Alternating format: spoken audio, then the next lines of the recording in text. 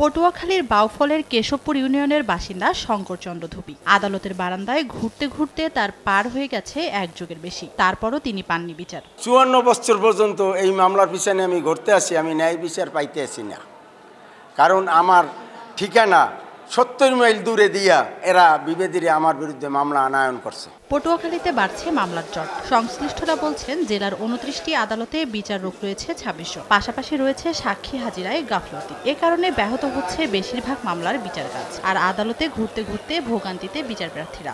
মামলার রায় পাই না, আমি আমার জীবনটাই তো শেষ হয়ে গেলে স্যার, আমি তখন বাঁচার কোনো কায়দা নাই। আপিল হয়েছে, আপিলের পরে আজ ৭ বছর আমার বাবা অসুস্থ, বাবা শেষ হয়েছে, এখন আমি ওই ৫ বছর ঘুরতে আছি। এখনো যে মামলা কোনানে আছে, আমি এত কষ্ট করছি, এত হরান হয়েছি।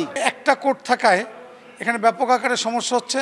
আমার মনে হয় একাধিক কোর্ট হলে মামলাগুলো বিভক্তি হয়ে গেলে এটার একটা মূল কারণ।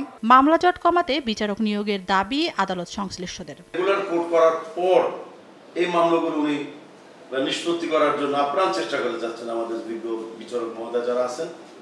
কিন্তু যদি স্পেশালি এই সকল আদালত থাকতো তাহলে মামলা আরো বেশি নিষ্পত্তি হতো এবং আমাদের মামলার জট আমরা আরো কমাইতে পারতাম। দেওয়ানি ও ফৌজদারি মিটিয়ে পটুয়াখালীর আদালতে প্রায় ৬০,০০০ মামলা চলমান।